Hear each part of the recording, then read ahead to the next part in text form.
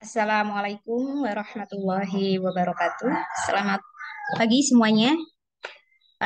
Minggu ini kita masuk ke pertemuan 9, di mana kemarin kalian sudah menyelesaikan kuis dan juga UTS-nya. Nah, untuk minggu ini kita kembali lagi ke materi ya. Jadi materinya ini kalau tidak salah ya hanya sampai pertemuan 10 ya kurang lebihnya. Nanti selebihnya adalah kalian gunakan untuk presentasi UAS. Nah, silahkan untuk apa namanya tugas pembuatan makalahnya dan slide presentasi UASnya segera dipersiapkan dengan baik. Karena nanti presentasinya adalah bukan sebagai nilai tugas mata, tapi presentasinya nanti adalah untuk nilai tugas UAS juga.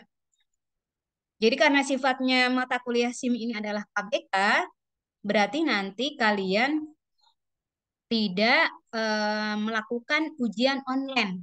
Jadi UASnya ya presentasi. Jadi nggak ujian lagi ya nanti ya, seperti itu. Baiklah untuk mempersingkat waktu, saya akan bahas untuk materi hari ini yaitu mengenai transformasi digital menuju era disruptif dan revolusi industri 4.0. Oke, kita mulai saja ya untuk materinya.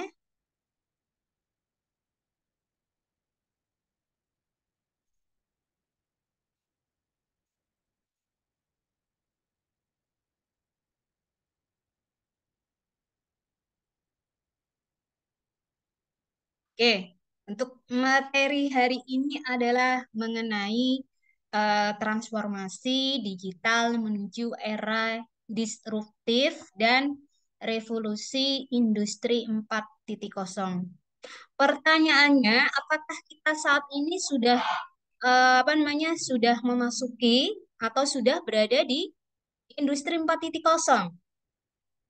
Pertanyaannya ya sudah ya, karena sebagian ya, walaupun mungkin tidak secara keseluruhan untuk Indonesia ini khususnya, bahkan Asia Tenggara itu memang sudah apa, melakukan transformasi ya atau perubahan dari seluruh kegiatan yang dilakukan untuk apa namanya baik perekonomian, kemudian apa namanya infrastruktur, pertanian dan pengelolaan-pengelolaan bidang-bidang lainnya itu sudah berbasis teknologi. Apalagi di bidang pendidikan ya, itu sudah apa namanya sudah kita rasakan. Apalagi kita memang basicnya di bidang teknologi. Nah, semua yang kita apa namanya kita akses, kemudian apa namanya dalam pembelajaran perkuliahan kita menggunakan teknologi. Bahkan kemarin yang sempat daring ya dari 2019 sampai 2021 kemarin semua dilakukan serba menggunakan digital. Seperti itu. Nah, apakah pertanyaan lainnya, apakah eh, era 4.0 ini merupakan era yang baru? Tidak, jawabannya adalah tidak. Kenapa? Karena sekarang untuk bukan di Asia Tenggara ya, khususnya Indonesia juga, khususnya ini adalah di negara-negara maju seperti Amerika, Eropa, kemudian Jepang, itu sudah memasuki era 5.0. Jadi semua kegiatan kehidupannya itu sudah menggunakan teknologi, baik di bidang pertanian ya. Kalian pasti tahu ya, kalau di Jepang itu kan pertaniannya sudah begitu maju banget. Mulai dari menanam padi menggunakan mesin, apa eh, menanam panen, mengambil buah ya dari kebun, semuanya menggunakan mesin. Itu di bidang pertanian. Belum di bidang manufaktur. Nah, manufaktur ini pasti yang pertama yang menjadi targetnya. Kemudian di bidang perekonomian, di mana robotik ini menggantikan peran tenaga kerja manusia. Nah, itu jadi era 4.0 ini bukan era yang baru. Bahkan sekarang itu memang sudah memasuki era 5.0 untuk negara-negara maju, bukan Asia Tenggara ya, termasuk Indonesia. Seperti itu. Oke, next. Oke, di sini apa sih transformasi? Nah, transformasi tadi saya eh, jelaskan bahwa transformasi di sini adalah perubahan. Tentunya perubahan di sini adalah perubahan yang di mana tadi sesuai dengan wacana dari Industri 4.0, semuanya beralih ke digital, semua beralih ke teknologi. Jadi di sini adalah proses menggunakan teknologi digital untuk menciptakan proses bisnis baru atau memodifikasi yang sudah ada. Nah, ini khususnya untuk mengacu pada transformasi sektor jasa. Kemudian yang kedua, transformasi sudah ya, jadi sudah paham. Jadi perubahan yang kayak gimana sih ya? Perubahan penggunaan teknologi seperti itu. Kemudian industri titik 4.0 di sini berarti teknologi masa depan dan proses yang digunakan untuk otomatisasi dan pertukaran data di sektor manufaktur. Jadi target utamanya memang manufaktur. Kenapa Bu manufaktur? Ya karena seluruh kegiatan manufaktur itu kan memang diperlukan untuk memenuhi kebutuhan manusia. Contohnya apa? Contohnya seperti pembuatan makanan ringan, minuman ringan, kemudian pengolahan daging, pengolahan buah, kemudian pembuatan baju, sepatu. Nah, itu kan manufaktur, pabriknya ya. Jadi manufaktur ini adalah pabriknya. Proses produksi dari pengolahan bahan mentah menjadi sampai menjadi barang jadi yang sampai ke tangan kita, yang sampai kita konsumsi. Nah, itu siapa yang mengelola? Yang mengelola ya sektor manufaktur. Kita tinggal terima beres ya, tinggal bisa menikmati ini roti, mau beli roti, tinggal jadi. Mau beli pakaian, mau beli tas, mau beli sepatu, semua kan sudah jadi. Seperti itu. Nah, yang termasuk dari era 4.0 ini seperti di sini ada sistem keamanan atau sistem cyber ya. Terus kemudian the Internet of Things, IoT. Kemudian cloud computing, ada cognitive computing, kemudian kecerdasan buatan atau artificial intelligence. Atau disebut juga sebagai apa namanya kecerdasan buatan yang termasuk di dalamnya ada machine learning, kemudian ada sistem pakar, ada jaringan syaraf, kemudian ada language ya dan lain sebagainya. Itu kecerdasan buatan atau artificial intelligence. Nah, apa ciri-ciri lain nih dari industri 4.0 bahwa industri 4.0 ini merupakan yang pertama merupakan transformasi yang komprehensif yang meliputi keseluruhan aspek produksi dari industri lewat peleburan teknologi digital dan internet dengan industri konvensional. Konvensional ini umum ya, seperti itu. Kemudian yang kedua, lebih mengutamakan unsur kecepatan dari tersedianya suatu informasi. Jadi semuanya serba cepat ini era 4.0. Karena apa namanya teknologi sudah apa namanya sudah banyak digunakan oleh pengguna seperti itu. Mulai dari HP ya, mulai dari HP, kemudian iPad, laptop dan lain sebagainya. Kemudian di mana seluruh entitas suatu lingkungan industri itu senantiasa terhubung dan bisa berbagi informasi antara satu dengan yang lainnya. Kemudian apalagi nih ciri dari industri 4.0 yang ketiga, integrasi dari cyber physical system dan Internet of Things atau IoT tadi ke dalam proses industri yang mencakup proses manufaktur, logistik, kemudian proses-proses lainnya. Jadi mulai dari manufaktur ya, manufaktur tadi kan dari mulai proses pengadaan bahan baku, proses pembuatan produksi produknya sampai packing, kemudian sampai pendistribusian sampai ke kita. Itu manufaktur. Logistik ini adalah ketersediaan, ketersediaan produk yang dihasilkan oleh industri manufaktur. Itu. Nah, di sini untuk perkembangan revolusi industri dari 1.0 sampai 4.0 itu begitu beragam. Oke, yang pertama. Di sini ya tentunya eh, masa-masanya ya gimana ya? Misalnya di sini pada masa ya sebelum terjadi industri 1.0 ya, tentunya manusia itu ketika memproduksi barang kan mengandalkan tenaga manusia ya, kemudian hewan, tenaga air maupun angin. Contohnya apa? Contoh nyatanya eh, pertanian. Nah, pertanian sebelum ada teknologi tadi seperti traktor, kemudian alat untuk menanam padi, kemudian alat penggiling padi, itu pada zaman dahulu ya di bidang pertanian, para petani itu hanya mengandalkan tenaga manusia dan sapi atau kerbau untuk menggarap atau mengolah sawahnya. Nah, kalau sekarang sudah berubah. Sekarang sudah ada traktor, kemudian ketika panen padi sudah ada mesinnya sendiri. Hanya saja di Indonesia ya, khususnya di tempat saya itu memang belum ada mesin untuk menanam padi. Seperti yang saya ceritakan tadi di Jepang. Nah, kalau di Indonesia, kalau di tempat saya belum menemui. Mungkin kalau di provinsi lain sudah ada mungkin. Kalau di provinsi saya kebetulan memang belum ada. Nah, itu ya. Terus tentunya selain tadi ya di sini keterbatasan pengetahuan manusia juga. Jadi era itu memang pengetahuan manusia, skillnya itu memang terbatas. Beda dengan sekarang. Nah, sekarang itu eh, walaupun tidak kuliah ya, kita kan bisa mendapatkan informasi secara lengkap, detail, banyak di mana? Di YouTube, kemudian dari Google, dari TV. Kalau zaman dulu belum ada seperti itu.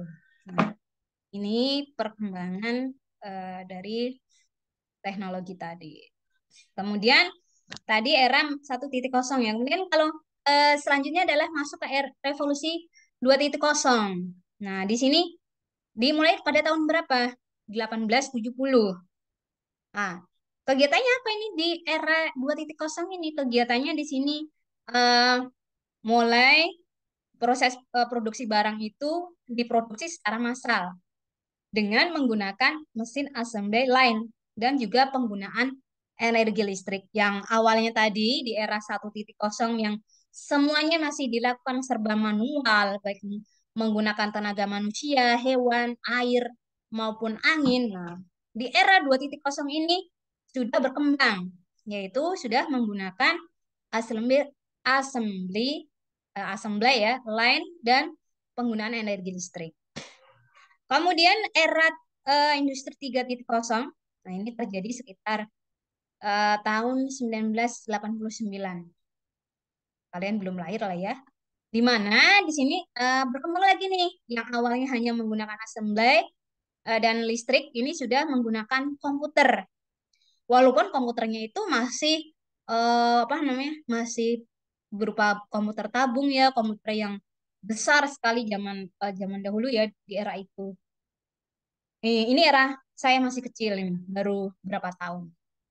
Seperti itu. Kemudian ini era yang masuk ke 4.0. Nah, di sini mulai berkembang lagi. Jadi semakin apa namanya? Di era-eranya ini mengalami perkembangan-perkembangan yang signifikan. Nah, di era 4.0 ini sudah ada penggunaan wireless, kemudian big data, yang semuanya membuat pemanfaatan data lebih efisien dengan sistem server, mengintegrasikannya ke seluruh kegiatan otomasi dalam satu sistem. Nah, ini ya perkembangan industri 4.0 dari era 1.0 sampai 4.0. Nah, macamnya di sini ada kurang lebihnya ya, kurang lebihnya ini bisa lebih. Jadi saya berikan contoh di sini 10 jenis. Sebenarnya bisa lebih, kalian cari sendiri kelebihannya nanti. Di sini ada tadi yang sudah saya singgung juga di awal, ada Internet of Things atau internet untuk segala kebutuhan pengguna ya. Kemudian ada komputasi awan atau cloud computing. kemudian ada kecerdasan buatan tadi, ada big data, kemudian ada augmented reality ya, kemudian ada integrasi sistem, ada cyber security, kemudian ada simulasi, ada robot, kemudian ada printer tiga dimensi, dan lain-lain masih banyak lagi. Ini hanya 10 contoh, yang lainnya masih ada banyak. Silahkan cari sendiri. Kemudian transformasi digital vs revolusi industri 4.0. Jadi tentu saja revolusi industri 4.0 ini memang memiliki kaitan yang sangat erat dengan transformasi atau perubahan digital. Nah, apa jadinya ya? Jadi sebuah organisasi itu atau perusahaan yang hendak melakukan transformasi digital itu mesti menyiapkan diri untuk perubahan budaya ya sebagai konsekuensi penerapan teknologi digital ya. Apa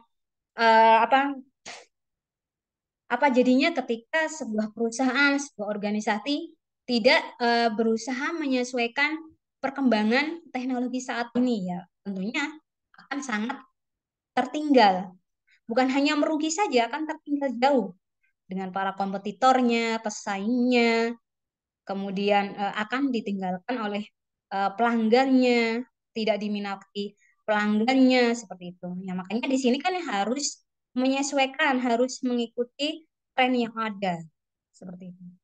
Karena berdasarkan dari survei ya, sebanyak kurang lebihnya 57% perusahaan di dunia itu sedang bertransformasi menuju digital. Namun dari jumlah sebanyak itu ya sekitar sepertiganya masih mengalami kegagalan. Jadi memang nggak semudah yang kita bayangkan, nggak semudah yang kita teoritiskan. Jadi semuanya memang perlu proses kerjasama antara SDM-nya, teknologinya, biayanya, lingkungan pendukungnya. Nah itu semuanya harus diperhatikan. Jadi bukan serta-merta penggunanya saja, di sini harus lengkap. Ya tadi mulai dari SDM-nya, pemerintahannya, terus kemudian infrastrukturnya, kemudian teknologi yang digunakan, biaya, biaya ini juga mendukung. Ingin berubah tapi biayanya nggak ada, bagaimana mau berubah kan nggak bisa ya. Di sini biaya tetap mendukung dan sangat diperlukan. Nah, selanjutnya tantangan dan peluang dari revolusi industri 4.0. Nah, di sini untuk peluangnya, sorry, ancamannya dulu. Nah, secara global, di era digitalisasi ini pada revolusi industri 4.0 nanti akan menghilangkan sekitar 1 sampai 1,5 miliar ya pekerjaan sepanjang tahun. Jadi ya sepenuhnya nanti tenaga manusia, bukan sepenuhnya ya, ya hampir lah akan tergantikan oleh mesin. Ya, seperti nanti contohnya apa ya? Contohnya seperti ya kalau manufaktur kan sudah jelas ya, sudah jelas sekali. Terus selain manufaktur tadi bidang pertanian, bidang kedokteran, bidang pendidikan. Pendidikan nanti ya bisa jadi nanti kita perkuliahannya memang bisa 100% online. Karena bentuk dari transformasi revolusi industri 4.0 ini. Ya tinggal tadi nanti kampus menyesuaikan proses administrasi saja, melengkapi. Seperti UT itu kan sudah sepenuhnya apa namanya online ya. Nah, kenapa BSI belum bisa? Ya memang di sini BSI masih terkendala proses administrasi perizinan, belum memenuhi syarat. Tapi kalau seperti ini dalam satu yayasan ya, STIMIK Nusa Mandiri, sorry, sekarang sudah universitas. Universitas Nusa Mandiri itu sudah ada sistem pembelajarannya online 100%. Itu bagi mahasiswa yang transferan dari BSI. Jadi mahasiswa BSI yang D3 mau lanjut S1 nanti kan namanya transferan ya dari BSI ke Universitas Nusa Mandiri. Nah, itu bisa mengambil sistem yang online 100%. Jadi nggak datang ke kampus. Datang ke kampus itu kan hanya untuk nanti pendaftaran saja. Pendaftaran kan lewat online, tapi kan nanti untuk verifikasi gitu. Nah, untuk pembelajarannya memang 100% online, seperti UT. Tapi itu dikhususkan tadi untuk mahasiswa transferan saja. Bahkan di cabang Garut ya, BSI di cabang Garut atau Sukabumi, itu sudah sudah online 100%. Nah, untuk di kampus utama seperti kita di Jakarta ya, itu memang belum, belum bisa. Nah, itu terkait dari proses perizinan yang masih belum bisa dipenuhi oleh BSI. Itu tantangan dan ancamannya. Terus peluangnya apa? Nah, di era digitalisasi ini tentu saja nanti berpotensi memberikan peningkatan net tenaga kerja hingga 2,1 juta pekerjaan baru pada tahun 2025. Nah, di sini tentunya terdapat potensi pengurangan emisi karbon, kira-kira ya 26 miliar lah metrik ton dari tiga industri seperti elektronika 15,8 miliar. Kemudian logistik ini 9,9 miliar. Otomotif di sini 540 miliar dari tahun 2015 sampai 2025. Nah, oleh karena itu nanti keunggulan dari eh, IPTEK di bidang teknik elektro ya, teknik mesin, teknik kimia, apa, informatika, dan teknik lainnya itu menjadi penting untuk dikuasai oleh SDM Indonesia. Mampu nggak bersaing ya? Di mana ini Asia Tenggara kan eh, memang agak tertinggal ya, walaupun nggak tertinggal sekali, tapi kan berbeda dengan Jepang. Jepang itu kan Asia Timur kalau nggak salah ya. Jadi kita itu masuk kawasan Asia Tenggara, ya Jepang itu Asia Timur. Nah, kita sudah kalah jauh dengan Cina, Jepang seperti itu. Nah, selanjutnya adalah profesi di era revolusi industri 4.0. Nah, ini mungkin bisa menjadi referensi bagi kalian ya yang kuliah mengambil jurusan teknologi. Nah, ini profesi-profesi yang mungkin ini kalian minati nanti setelah lulus kuliah. Yang pertama ada data scientist. Di sini nanti tugasnya apa? Seorang data scientist di sini tugasnya tentunya menganalisa data-data perusahaan, kemudian bertanggung jawab atas kualitas data perusahaan, kemudian melakukan penelitian terkait data perusahaan yang seringkali berupa big data.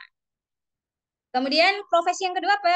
Ada koordinator robot. Nah, ini kan nanti memang semuanya dikendalikan oleh robot walaupun tidak semua mungkin tidak semua bidang ya. Ya, kalau manufaktur itu yang pertama pasti.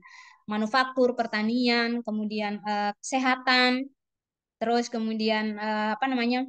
Makanan ya. Makanan ini kan pernah mendengar ya, nanti KFC, McD, nah itu eh, akan meliburkan karyawannya karena semuanya akan digantikan oleh robotik. Nah, bisa jadi kan ya seperti itu. Oke, koordinator robot di sini adalah tentunya tugasnya mengawasi, kemudian melakukan pemeliharaan, perbaikan, kemudian baik dari robot semi otonom, robot otonom maupun robot humanoid. Kemudian yang ketiga, arsitek jasa IoT, Internet of Things tadi. Bertugas membuat desain sistem di perusahaan atau manufaktur yang menghubungkan produk, mesin, dan karyawan secara online dan real time menggunakan berbagai teknologi di bidang ini. Kemudian yang keempat ada programmer atau insinyur komputer. Nah, ini bertugas menciptakan atau mengembangkan aplikasi yang menghidupkan sistem yang telah didesain oleh pemilik informasi teknologi atau Internet of Things.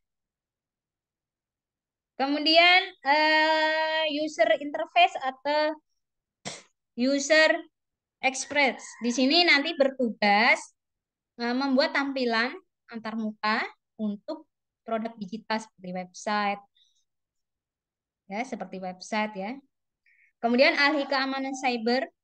Nah, ini tugasnya nanti sangat luas, bisa dipecah ke dalam bentuk spesialis, misalnya menangani keamanan sistem IT, membangun dan memelihara sistem IT, kemudian memberikan solusi masalah keamanan sistem IT, kemudian berperan sebagai investigator digital, auditor, dan lain sebagainya. Kemudian ahli pemasaran digital. Nah, ini sesuai namanya, maka jangkauan tugasnya tentunya marketing ya. Nah, ini tentu media yang digunakan banyak sekali, bisa media sosial, kemudian teknologi website, dan lain sebagainya. Ini saya lewati. Nah, ini ya, tadi evolusinya dari apa namanya industri 1.0 yaitu terjadi dari 1780. Kemudian ini ya, masih tadi masih mengandalkan tenaga manusia. Terus kemudian era 2.0 terjadi 1870. Ini sudah menggunakan tadi elektrik. Kemudian era 3.0 terjadi pada 1970. Nah, ini sudah automation. Kemudian era 3.5 terjadi pada 1980. Ini sudah memasuki era global. Kemudian yang sekarang hari ini yaitu era 4.0. Itu untuk kita ya Asia Tenggara ya, tapi untuk daerah maju sudah 5.0 seperti itu.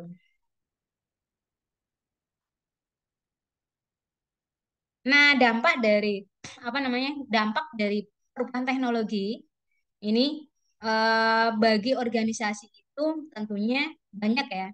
Yang pertama perlunya meningkatkan skill, keahlian dan kerja ya, kerja para pegawainya. Kemudian tersingkirnya jabatan tingkat rendah dan level manajerial. Kemudian hierarki berkurang. Lebih dari 7 berorientasi pada kerjasama atau kolaborasi dan lain sebagainya.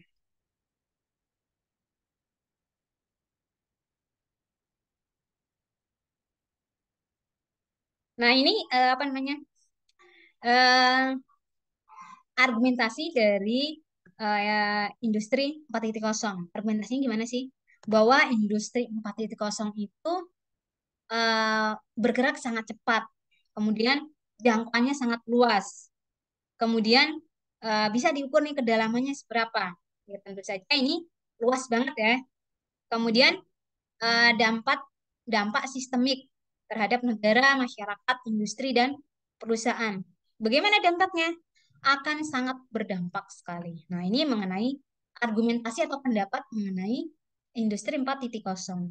Nah, kemudian dampak dampak sistemiknya apa? Ya, tentu saja namanya semuanya serba teknologi ya. Tentunya ketimpangan sebagai tantangan terbesar. Ketimpangan baik sosial, teknologi. Nah, ini sangat besar tantangannya. Kemudian mega trend. Nah, di sini fisik ya dilihat dari apa teknologinya dilihat yang dihasilkan bisa dilihat dari bentuk fisiknya mulai dari kendaraan tanpa pengemudi ya. Bahkan di Arab nih, di Arab sekarang sudah ada mobil mobil listrik tanpa adanya driver. Jadi bis-bis yang mengangkut para jamaah ya, jamaah haji itu eh, tidak menggunakan driver lagi. Jadi hanya menggunakan remote control saja. Nah, itu salah satu contohnya. Kemudian mesin cetak 3 dimensi tadi printer ya, robotik, kemudian dan teknologi lainnya. Kemudian typing point dari industri ini apa? Yaitu diperkirakan terjadi pada tahun 2025. Nah, sekarang saja sudah apa? Memasuki ya. Nah, industri ya kemungkinan bisa meleset juga. 2025 sudah semuanya masuk ke 5.0. Ya tergantung nanti ya Asia Tenggara ya khususnya Indonesia gitu.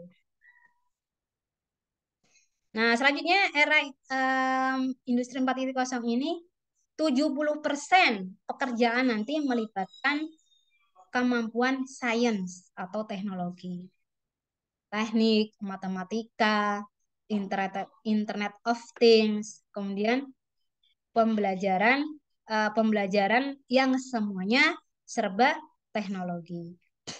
Nah, ini 55% organisasi nanti menyatakan bahwa digital talent gap semakin lebar. Indonesia perlu meningkatkan kualitas keterampilan tenaga kerja ya dengan teknologi digital ya. Iya, bahkan ada wacana nanti ya, para CPNS jadi akan dikurangi ya semuanya, akan dilakukan pengurangan CPNS yang mana akan digantikan teknologi digital. Itu kan wacana ya, yang kita sama-sama tahu kemarin sudah diwacanakan seperti itu. Kemudian semakin pentingnya kecakapan sosial dalam bekerja. Nah, ini ya karena pengaruh apa? Pengaruh dari penggunaan teknologi yang sangat luas. Nah, dampak transformasi digital. Nah, ini ancaman dan peluangnya tadi sudah ya. Jadi saya lewati saja. Nah, ini gejala-gejalanya nih.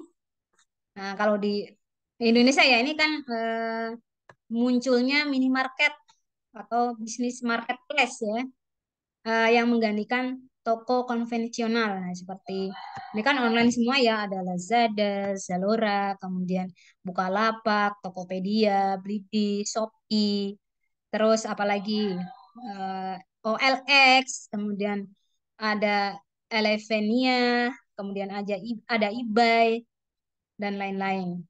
Nah, kalau di bidang transportasi ini ada Grab, taksi, ada Gojek, ada Grab ya. Ini kalau di bidang eh, transportasi.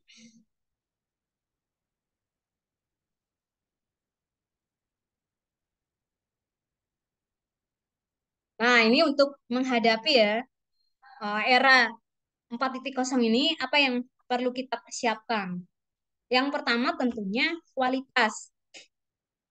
Upaya menghasilkan SDM yang berkualitas, baik skillnya, pengetahuannya. Skillnya ini ya baik di bidang teknologi ya, baik di bidang teknologi, baik di bidang bisnis, terus kemudian pengetahuannya juga. Yang kedua, masalah kuantitas, banyaknya menghasilkan jumlah SDM yang berkualitas, kompeten. Jadi bukan hanya berkualitas, tapi juga kompeten di bidangnya. Jadi memang ahli ya. Kompeten di sini adalah ahli di bidangnya. Kan sesuai kebutuhan industri. Kemudian yang ketiga ini masalah distribusi SDM berkualitas yang masih belum merata. Ya memang seperti itu. Nah, selanjutnya ini masalah kurikulum pendidikan. Nah, apa nih untuk menghadapi era 4.0 di bidang pendidikan? Literasi data. Literasi ini adalah membaca ya, kemampuan membaca. Jadi ada literasi, ada numerasi. Kalau literasi itu adalah bisa membaca. Kalau numerasi bisa menghitung. Jadi membaca ini kan kaitannya dengan seperti apa namanya? Ya membaca pengetahuan ya atau pembelajaran ya seperti bahasa Indonesia, IPA, IPS dan lain sebagainya. Nah, kalau numerasi ya ini penghitungan ya seperti matematika, akuntansi, rumus kimia, rumus fisika. Nah, itu literasi ya, sorry, numerasi. Jadi yang pertama di sini yang perlu dipersiapkan adalah literasi data, kemampuan membaca, menganalisa, memanfaatkan informasi big data dalam dunia digital. Kemudian selain literasi data ada literasi teknologi, yaitu bisa memahami cara kerja mesin, aplikasi teknologi seperti ngoding ya, kalian sudah bisa ngoding, kemudian kecerdasan buatan dan engineering prinsipal, rekayasa perangkat lunak.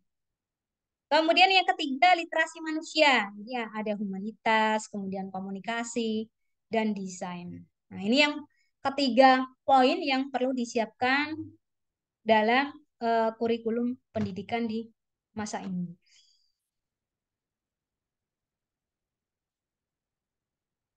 Nah, ini ya tadi skill-skill yang perlu dikuasai. Jadi pertama ada ini ya, kognitif itu 15%, skill 17%, solving itu 36%, content skill 10 dan lain sebagainya. Nah, ini presentasinya.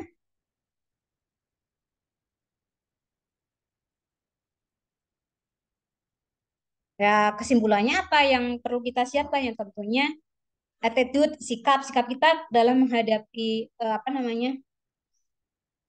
Dalam menghadapi industri 4.0 ini. Kemudian knowledge, pengetahuan, kemudian skill. Nah, ini yang harus kita persiapkan. Nah, ini strateginya ya untuk menghadapi era digital. Nah, di sini silahkan ya.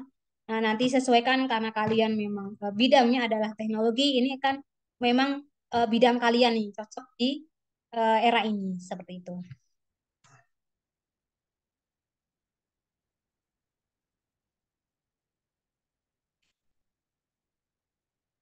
Nah, tuntutan era revolusi 4.0 ini yang memerlukan peningkatan keterampilan ya atau pembaruan keterampilan untuk tenaga kerja. Jadi lembaga pendidikan juga memiliki peran penting dalam menyiapkan sumber daya manusia yang siap dalam era revolusi industri. Yang pertama memang saya setuju yaitu bidang pendidikan, kedua pemerintahan, yang ketiga baru lembaga atau instansi lainnya seperti perusahaan, organisasi, dan lain sebagainya. Yang pertama ya yang perlu dipersiapkan yang menjadi targetnya adalah pendidikan.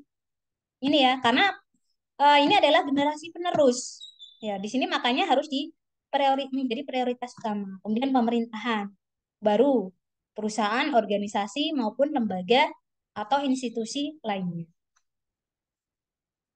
Nah, ini ya.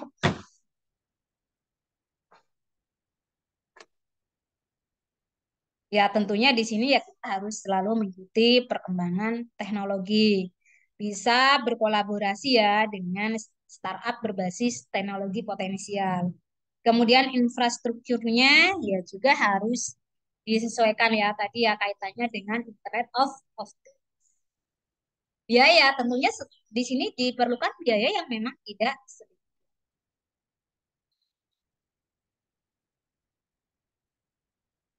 Nah, ini untuk membangun kompetensi di era transformasi digital.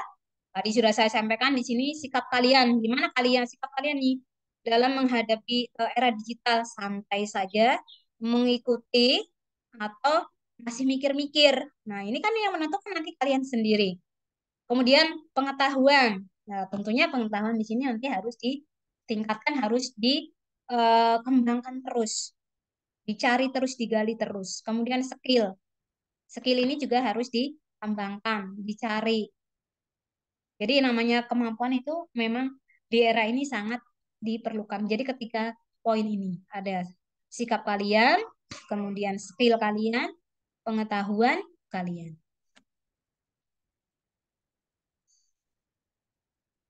Nah, di sini ada pertanyaan, mengapa sih pengembangan kompetensi ini sangat penting bagi organisasi atau perusahaan? Ya jawabannya tentu saja kesuksesan sebuah organisasi atau perusahaan itu tentu saja ditentukan oleh barisan sumber daya manusia yang mana sumber daya manusia ini tentunya berkompetensi. Jadi memang benar-benar kompeten di bidangnya, ahli di bidangnya. Nah, tentu saja ini dapat menunjang keberhasilan pelaksanaan pekerjaan. Jadi apa jadinya sebuah perusahaan mau maju tapi di sini SDM-nya bodoh-bodoh. Walaupun teknologinya lengkap, sudah canggih semua, tapi SDM-nya di sini bodoh-bodoh ya. Tidak melek teknologi, apakah berhasil? Nonsen. Jadi di sini tentu saja SDM-nya menjadi prioritas utama. Baru nanti teknologinya, pengadaan teknologinya seperti itu. Jadi yang harus dikelola terlebih dahulu adalah bukan teknologinya, tapi manusianya dulu seperti itu. Mau nggak beradaptasi? Bisa nggak beradaptasi? Bisa nggak menyesuaikan gitu dengan perubahan yang ada? Nah, selanjutnya ini, oke saya lewat. Nah, ini tadi ya tuntutannya ya, tentunya eh, SDM-nya harus kompeten. Nah, ini industri 4.0 ya di Asia Tenggara. Di mana Asia Tenggara itu kan ASEAN ya, terkenal dengan ASEAN, ada 10 negara. Nah, kita salah satunya. Ada Laos, kemudian Myanmar, Thailand, Singapura, Vietnam, Kamboja, Malaysia, Brunei, Filipina. Ini Asia Tenggara. Gimana nih gambaran industri 4.0 di Asia Tenggara? Tentunya di sini ya, di Asia Tenggara ini yang menjadi prioritas utama adalah industri manufaktur. Ini ya. Karena industri manufaktur ini memiliki peluang yang sangat signifikan. Karena kan menghasilkan berbagai produk ya. Ya seperti ini Cina ya, Cina, Jepang ini kan yang menjadi apa namanya? Apa namanya? Pemacunya ya. Kan mereka-mereka inilah yang terlebih dahulu eh, menggunakan menggunakan teknologi ini. Seperti yang sudah saya jelaskan di awal tadi seperti Jepang ya, Jepang, kemudian Cina, Korea ya itu sudah maju. Oke, selanjutnya oh iya Arab juga ya, Arab juga tadi saya berikan contoh bahwa sekarang ya sudah ada bis ya di Arab yang bis listrik, jadi tidak menggunakan driver, hanya menggunakan remote control seperti itu. Kemudian keuntungan Asia Tenggara dibandingkan pasar eh, dibandingkan Eropa ya, dibandingkan tadi Asia Timur ya seperti Cina, Korea Korea Selatan, kemudian Jepang ya. Ini eh, lebih menguntungkan nih Asia Tenggara. Kenapa? Di sini kenapa lebih menguntungkan dan lebih mapan? Karena populasi muda ya di sini sangat milenial. Terus pentingnya media sosial ya dalam kehidupan sehari-hari. Hampir tidak khawatir ya tentang privacy ya atau hak kepribadian, keamanan di internet. Kemudian kecenderungan tinggi untuk mengkonsumsi lah Asia Tenggara banget ya, terutama Indonesia. Ya enggak. Terus kemudian tidak ada PC atau laptop, semuanya dibuat dengan menggunakan ponsel. Ya, kalian aja kuliah absennya menggunakan HP ya, cara menggunakan laptop seperti itu. Nah, tantangan untuk sektor digital. Pertama, pembayaran digital kurang berkembang ya, karena ya biayanya yang sangat mahal.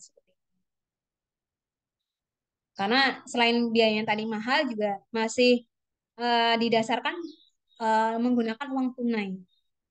Kemudian selain itu tadi dari sektor logistik nih, yang berfungsi dengan baik sangat penting untuk pertumbuhan ekonomi digital, terutama e-commerce.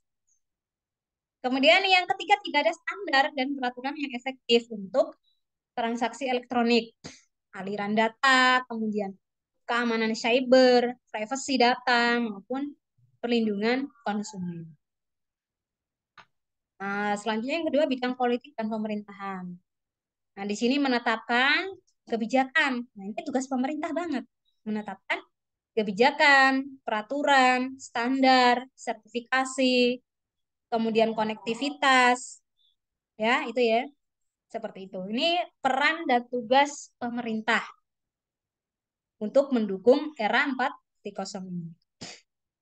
Kemudian di bidang ekonomi. Nah, ini biaya tentunya terkait dengan biaya penggunaan IT 4.0 ini yang sangat tinggi yang memang tidak terjangkau dan resikonya memang tinggi dan rata-rata masih mikir-mikir ya.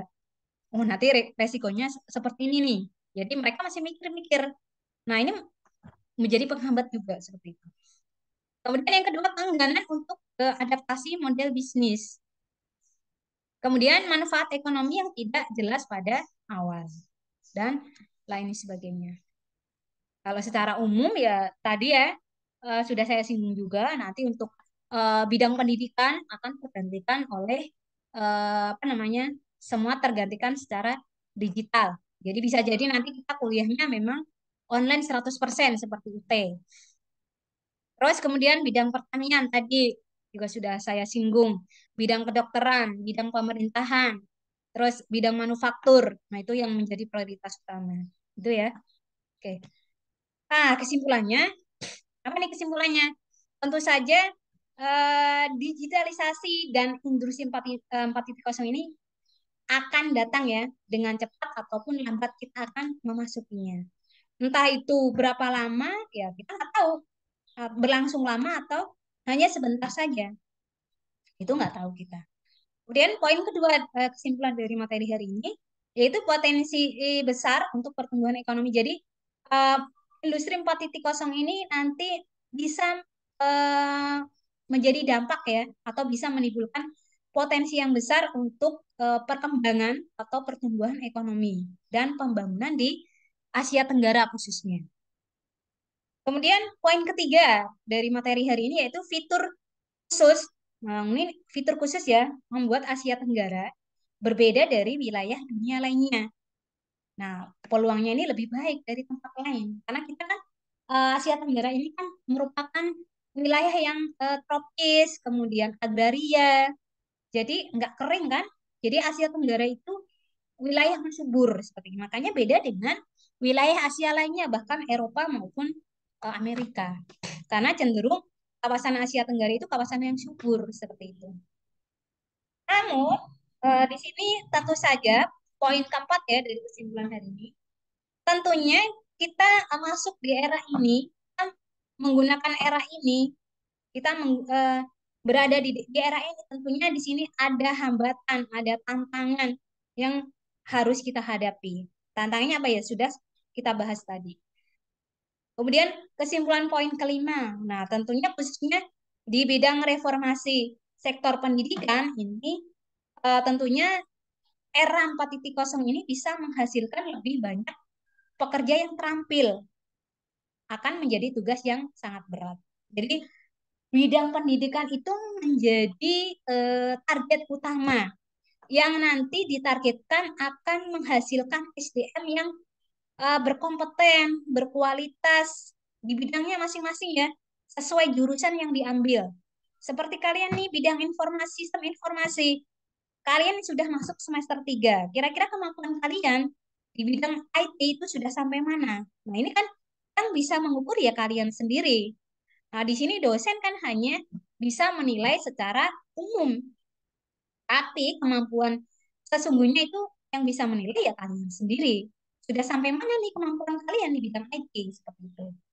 Nah, makanya nanti sektor pendidikan itu memang menjadi target utama yang mana menghasilkan SDM yang kompeten, terampil, berkualitas ya, seperti itu.